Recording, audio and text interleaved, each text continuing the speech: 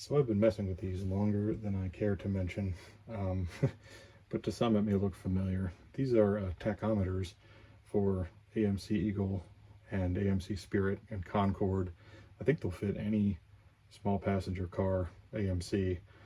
They're normally known to be dead or the needles are jammed in some weird position or whatnot, and I'm going to tell you why that is if I'm not sure that's common knowledge. But anyway, if it isn't, great. If it is, well, here it is again. But so this tachometer would come out of an instrument cluster much like this. Probably has a gauge package too to have a tachometer. Anyway, so this one works. Most of them don't, and I'll explain why they don't in a second and kind of how to fix them, but it's kind of a total crapshoot whether or not you can fix it. But anyway, here's one that works. Let me zoom in on it a little bit.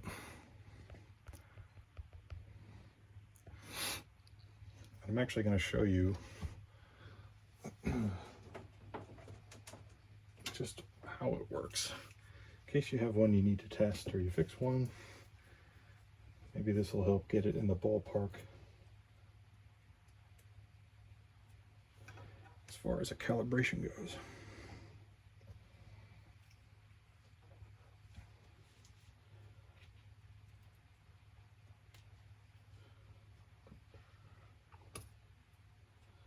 So I've got it hooked up to a standard DC variable supply. It's actually a little negative when it's at 0.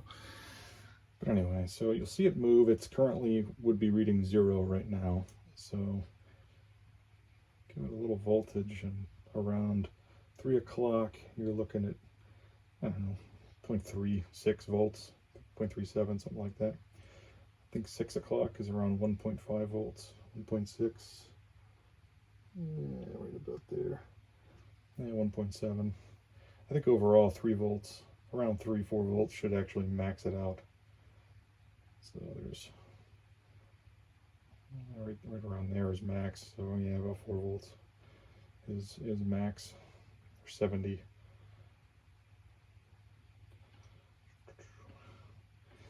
If you put an ohm meter across these with nothing connected, note that I actually pulled the red wire from the back off the circuit board to take it out of circuit before I did any measurements. But it's, I believe, 375 ohms should be about what you get nominal, I would say, if the coil's any good. So let me show you why they don't work. Actually, I've got like 10 of these broken pieces of junk, so I'll just get another one. So overall, the design really isn't bad. I mean, they're made in Japan. They were probably as good as anything else on the market. I'm not sure who made them for American motors. They probably made them for a ton of OEM applications. But the problem is it's the glue. Make sure that I'm focused here. So this winding, let me grab a screwdriver. Let me grab a better screwdriver.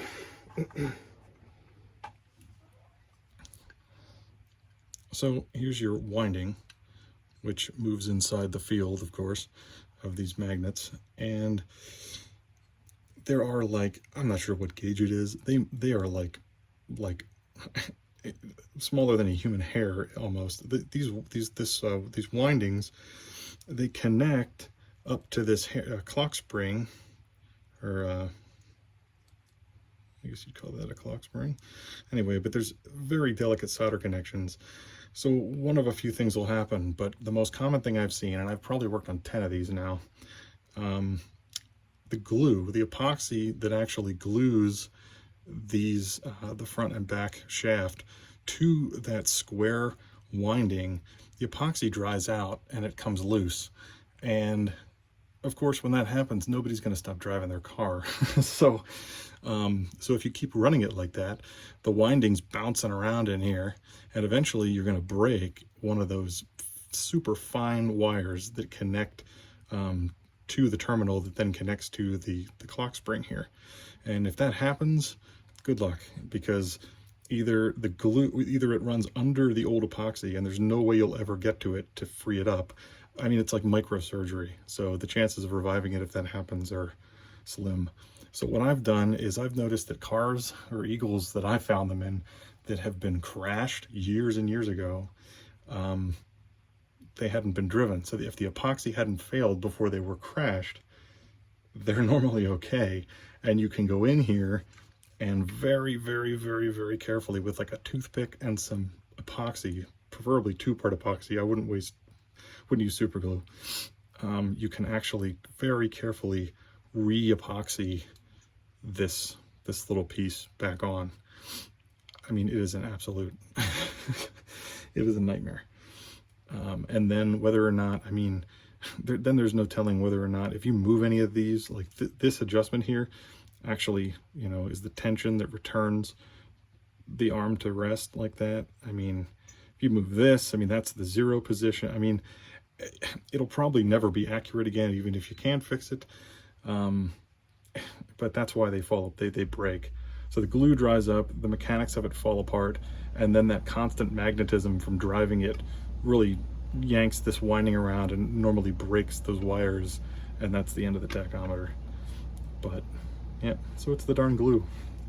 And so many of them are made like that. It just must have been whoever supplied the glue to that manufacturer. It just wasn't very long lasting. And the temperature cycles in a car probably didn't help it either. So that's about all there is to it. The pointer has like a little fork fitting here that just pushes on and pulls straight off. But they are extremely delicate. And of course, all this can come apart.